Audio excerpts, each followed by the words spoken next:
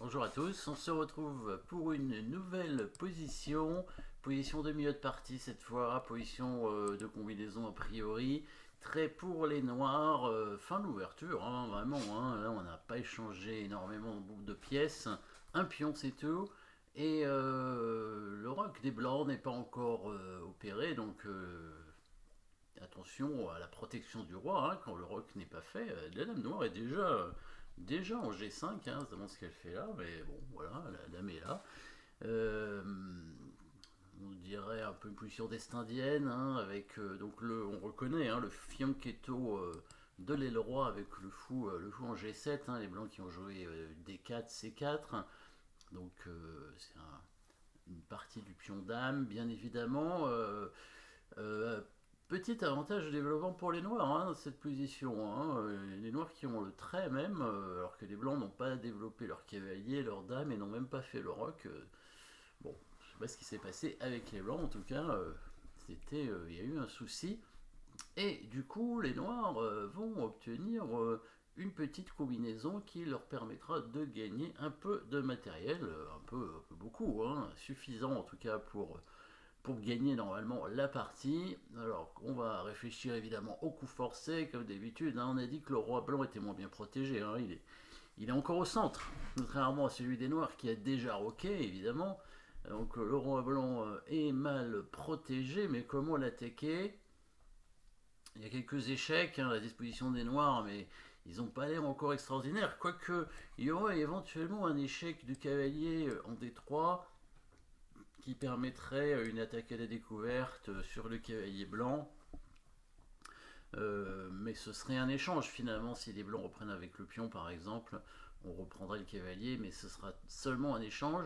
S'il reprend avec la dame, par contre, il pourrait y avoir une possibilité aussi ici avec la dame. Mais là aussi, hein, la dame blanche reviendrait couvrir l'échec et ce serait un échange puisqu'on récupérait le cavalier au centre.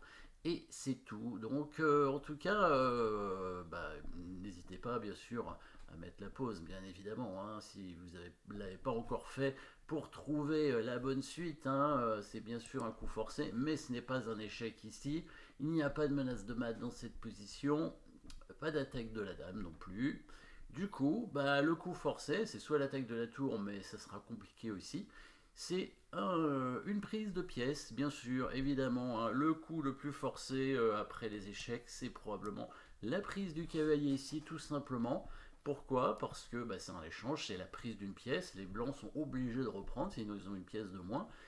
S'ils reprennent de la dame, on notera la fameuse attaque à la découverte, hein, grâce au fou en fianchetto, hein, qui permettra de gagner la dame, de qui sera obligé de prendre avec le fou obligatoirement, et du coup on va obtenir notre gain de matériel. Bien sûr, vous l'avez vu, hein, le coup qu'on a donné tout à l'heure, c'est maintenant un échec, donc on va dire que ce coup de cavalier prend cavalier, c'est un coup intermédiaire finalement, hein, qui permet de préparer la combinaison future, et donc l'interception avec le coup de cavalier en D3, hein, après la prise évidemment du cavalier en D4, le cavalier en D3, parce que s'il reprend du pion, eh ben, la dame est interceptée. Maintenant, on reprend le fou avec le fou, et la tour se retrouve sans protection et bloquée aussi hein, sur cette diagonale. Hein, les blancs qui vont perdre au moins une qualité dans cette position. Dans le cas où les blancs prennent le cavalier avec la dame, évidemment, il y a notre fameux échec ici qui apparaît. Les blancs seraient obligés de couvrir l'échec. On va échanger simplement les dames. On va récupérer du coup après le fou qui sera plus protégé. Et la tour va tomber comme dans toutes les variantes de cette position. Cavalier prend D4 tout simplement, le coup simple. Hein. Les blancs ont peut-être un peu intérêt à reprendre le cavalier, mais bon, ils auraient quand même une pièce de retard, ce qui est beaucoup. Hein. On note que, évidemment, la fourchette avec le pion en F4 ne fonctionne pas parce que la dame prend le pion en faisant échec. Et oui, le coup H3 est même un affaiblissement supplémentaire pour les blancs dans cette position. Donc ici, s'il prend avec le fou, on note l'attaque et la découverte et l'interception de la dame ici. S'il prend avec le pion, évidemment, on prend son fou et la tour est perdue. Il n'y a rien à faire.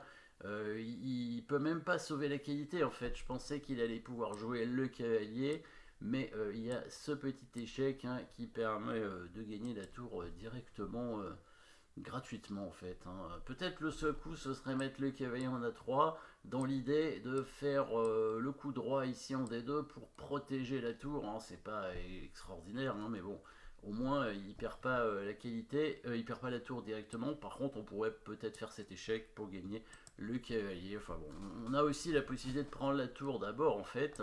Et si on reprend, bah maintenant on a cet échec qui gagne le cavalier. Donc les blancs n'ont vraiment aucune façon même de perdre seulement la qualité apparemment.